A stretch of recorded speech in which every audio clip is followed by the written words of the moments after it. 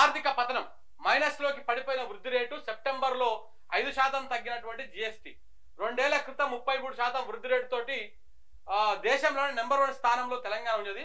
ప్రస్తుతం అట్టడుగునకు చేరిన రాష్ట్రం. గత 2 నెలల్లో రాష్ట్రంలో ద్రవ్యోల్బణం ఆందోళన వ్యక్తం చేస్తున్నటువంటి నిపుణులు తెలంగాణ రాష్ట్రాన్ని ఆర్థిక పతనం వైపు పోతా ఉంది. తెలంగాణ రాష్ట్రం మొత్తం ఫినాన్షియల్ డౌన్ఫాల్ ఉంది కంప్లీట్ గా. దీనికి కారణం ఎవరు? రేవంత్ రెడ్డి గారి అనాలోచిత నిర్ణయము. రాష్ట్రం ఆర్థికంగా మొత్తం డీలా పడిపోయింది. చూడండి ఒకసారిగా, రాష్ట్ర ఆర్థిక పతనం దిశగా పయనిస్తోంది. రాష్ట్రము ఆర్థిక పతనం దిశగా పయనిస్తోంది. రోజు రోజుకు ఆర్థిక వ్యవస్థ క్షీణిస్తోంది. ఒకప్పుడు దేశంలోనే అగ్రగామిగా నిలిచిన తెలంగాణ ఇప్పుడు అట్టడుగు పడిపోయింది. గత నెలలో వసూలైన జిఎస్టి గణాంకాలు ఆర్థిక నిపుణులనే కలవర పెడుతున్నాయి. ఇలాగే పతనం కొనసాగితే రాష్ట్రం దివాలా తీస్తోందన్న భయాందోళన చెందుతుంది. కాబట్టి రాష్ట్రము అన్ని రంగాల్లో ముందంజలో ఉండేది.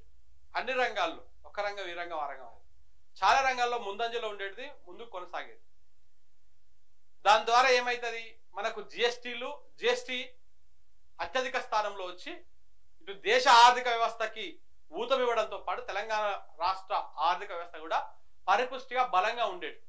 తద్వారా ఏమైతుంది, రాష్ట్రంలో ఉన్నటువంటి సంక్షేమ పథకాలు, అభివృద్ధి కార్యక్రమాలు, మిగతా కార్యక్రమాలు అన్ని కూడా సాఫీగా ముందుకు పోయేది.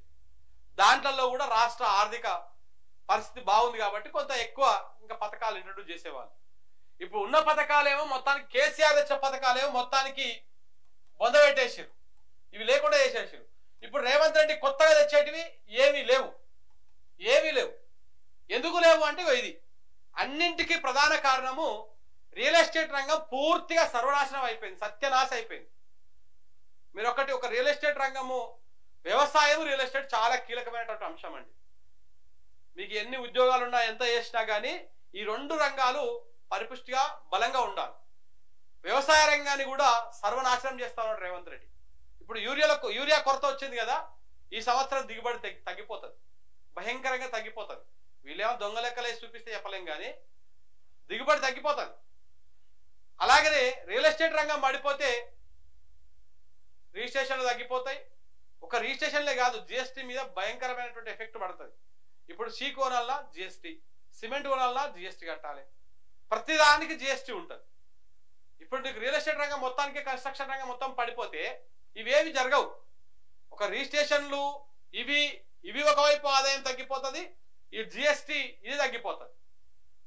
డబ్బులు రియల్ ఎస్టేట్ రంగంలో రొటేషన్ అవుతా ఉంటేనే అది రకరకాల రంగాలకు మలుతా ఉంటారు. ప్రత్యక్షంగా పరోక్షంగా కొన్ని లక్షల కుటుంబాలు దాని మీద డిపెండ్ అయి ఉంటాయి. ఆటోలో ఉరుకున్నటువంటి వాళ్ళ నుంచి మొదలు పెడితే కూలి పని చేసుకునేదాకా రియల్ ఎస్టేట్ రంగం మీద డిపెండ్ అయి ఉంటాయి. దాన్నే పూర్తిగా బొందబెట్టేసిండు రేవంత్ రెడ్డి. దేనికోసము? ఆయనకు కావాల్సినటువంటి స్వప్రయోజనాలు వేరే ఉన్నాయి, వాటి కోసం ఆయన ఆ రకమైనటువంటి ప్రయత్నాలు చేస్తుంది. దాని ద్వారా ఇట్లా ఆర్థిక వ్యవస్థ కూడా పూర్తిగా నాశనం అయిపోతా ఉంది. ఇక్కడ కూడా చూద్దాం ఒక నిమిషం. ఇగో, హస్తం పాలనలో ఆర్థిక విధ్వంసం. సెప్టెంబర్ లో రాష్ట్రంలో మైనస్ వృద్ధి రేటు. కరోనా తర్వాత మళ్ళీ కాంగ్రెస్ పాలనలోనే మైనస్ లోకి. కేసీఆర్ పాలనలో జిఎస్టీ వసూళ్లలో 2 అంకెల వృద్ధి. నిరుడు 1% వృద్ధితో సరిపెట్టిన రేవంత్ ప్రభుత్వం ఈసారి ఏకంగా రుణాత్మక వృద్ధి రేటుతో చెత్త రికార్డు సృష్టించారు. ఇక చూడండి ఎంత ఉంది. 2020లో అంటే కరోనా వచ్చే సమయంలో -2% ఈ జిఎస్టీ వృద్ధి రేటు, ఈ ఫినాన్షియల్ వృద్ధి రేటు ఉంది. అంటే ప్రతి సంవత్సరం ఉండేదానికంటే కొంత తక్కువ. అదే 21లో 25% ఉంది, 22లో 12% హైక్ ఉంది, 2023లో 33 ఉంది, ఇప్పుడు 1% వచ్చింది. 2025లో -5 అయింది. ఏ రకంగా పడిపోయిందో మీరు ఒకసారి ఇక్కడ చూడొచ్చు కంప్లీట్ గా. జిఎస్టీ వసూళ్లలో దేశంలోనే అట్టడుగు స్థానంలో ఉందంట మన రాష్ట్రం. అట్టడుగు స్థానం అంటే ఏపీ కంటే కూడా కిందికి పడిపోయింది. అంత భయంకరమైనటువంటి పరిస్థితులు తెలంగాణ రాష్ట్రంలో ఉన్నాయి.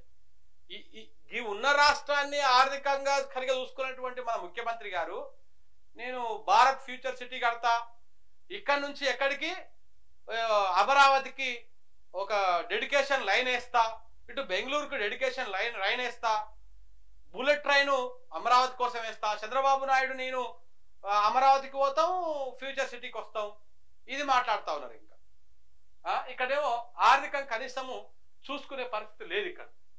ఫ్యూచర్ సిటీ నుంచి బద్దర్ పోర్టుకు గ్రీన్ ఫీల్డ్ హైవే అంట, వెళ్ళే దారి అంట. ఎక్కడి? ఫ్యూచర్ సిటీ నుంచి బందర్ పోర్టుకి. తెలంగాణలో 2 జిల్లాలు 40 గ్రామాలు, ఏపీ పరిధిలో 3 జిల్లాలు 60 గ్రామాలు. ప్రాథమికంగా అలైన్మెంట్ రూపకల్పన, డిపిఆర్ కన్సల్టెంట్ నియామకానికి కసరత్తు.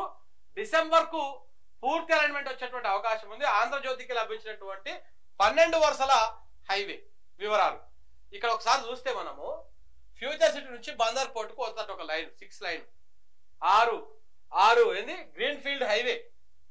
తెలంగాణలోనేమో 2 జిల్లాలంట 40 గ్రామాలంట, ఏపీలోనేమో 3 జిల్లాలు 60 గ్రామాలంట.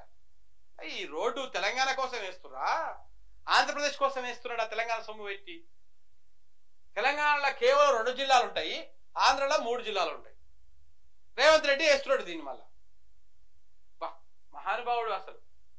మన మన మన మన డొక్క ఎండబెట్టి చంద్రబాబు నాయుడు డొక్క నింపుదాం అనుకుంటా చూడు. నీ అంత తెలివిమంతుడు తెలంగాణకు ఎన్ని జన్మలకు ఎత్తికినా గానీ దొరకడనమాట. రేవంత్ పాలనలో ఆర్థిక విధ్వంసం, జిఎస్టీ వసూల వృద్ధిలో పతనం, అన్ని రంగాల్లోనూ దీనమైనటువంటి స్థితి, అరాచకత్వము, అవినీతి వల్లే దుస్థితి వచ్చింది. తెలంగాణ సర్కార్ తీరు పైన కేటీఆర్ ఆగ్రహం.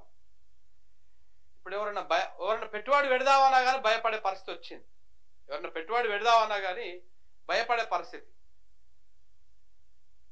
పెట్టాలా వద్దా, పెడితే ఏమైతుంది, రేవంత్ రెడ్డి మళ్ళీ ముఖ్యమంత్రి అయితే పరిస్థితి ఏంటి, కాంగ్రెస్ ప్రభుత్వం మళ్ళీ వస్తే పరిస్థితి ఏంటి. ఇప్పుడు అన్ని రంగాలు సర్వనాశనమైనవి. ఓన్లీ కాంగ్రెస్ అనే రంగం మాత్రమే సంతోషంగా ఉంది తెలంగాణలో. ఇది చెప్పాలి మీకు, ఇది కాంగ్రెస్ రంగం, ఇవేమో అన్ని రంగాలు. ఇవన్నీ సత్యనాశనం అయినాయి, ఇవన్నీ నాశనం అయిపోయినాయి. ఇవంతా డౌన్ ఫాల్ ఉంది. ఈ కాంగ్రెస్ రంగం ఒక్కటి పైకున్నది. ఈ రంగంలో ఎవరు ఉంటారంటే ఇందులో వ్యవసాయం ఉంటుంది, వ్యవసాయము సత్యనాశనం అయిపోయింది. ఇందులో ఐటీ రంగం ఉంటుంది, ఇది సత్యనాశనం అయిపోయింది. ఇందులో రియల్ ఎస్టేట్ ఉంటుంది, ఇది సత్యనాశనం అయిపోయింది. ఇందులో నిరుద్యోగులు ఉంటారు, వీళ్ళు గోస పడుతుర్రు. ఇందులో ఉద్యోగులు కూడా ఉంటారు.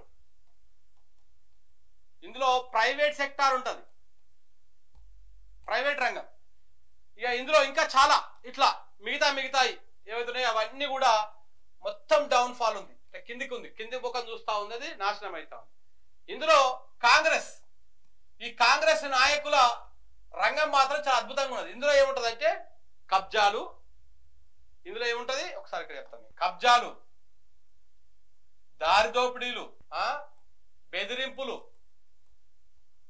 వసూళ్లు, కమిషన్లు, ఇవన్నీ ఇందులో ఉంటాయి. ఇదంతా అద్భుతంగా పైకోతా ఉంది. పర్సంటేజీలు, ఒక్కొక్క దానికి ఒక్కొక్క ఇంత పర్సంటేజ్, ఇవన్నీ అద్భుతంగా పైకోతా ఉన్నాయి. ఇవన్నీ కిందికి వస్తా ఉన్నాయి. ఇవన్నీ కాంగ్రెస్ నాయకుల జేబులకు పోతాయి. ఇప్పుడు రాష్ట్రానికి రావాల్సిన 100 రూపాయలు కాంగ్రెస్ వాడి జేబులోకి పోతే రాష్ట్రం బాగుపడేట్టు కాదు. రాష్ట్ర ఖజానాకు రావాల్సిన 100 రూపాయలు ఖజానాకు వస్తే రాష్ట్రం ఆర్థికంగా పరిపుష్టిగా ఉన్నట్టు. రాష్ట్రంలో ఆర్థిక వ్యవస్థ ఏం ఆగం కాలే, కానీ రాష్ట్ర ఖజానాకు రావాల్సిన పైసలన్నీ కాంగ్రెస్ నాయకుల ఖజానాలకు పోతున్నాయి. కాంగ్రెస్ నాయకుల ఖజానాలో ప్రైవేట్ గల్లపెట్టలవి, అవి వాళ్ళ సొంతంవి. ఈ ప్రభుత్వ ఖజానానేమో రాష్ట్రానికి సంబంధించినటువంటి ప్రజల గల్ల పెట్టేది, ప్రజల బలం తెలిసేటువంటి వ్యవహారం ఉంటుంది. సో కాబట్టి ఇక్కడ వీళ్ళకి పోతున్నాయి కాబట్టి మొత్తం వీళ్ళంతా బలంగా కనపడతా ఉన్నారు కాంగ్రెస్ వాళ్ళు. రాష్ట్రం మాత్రం దివాలా తీస్తా ఉంది. సో ఈ రకంగా ముందుకు పోతా ఉన్నారు అన్నమాట.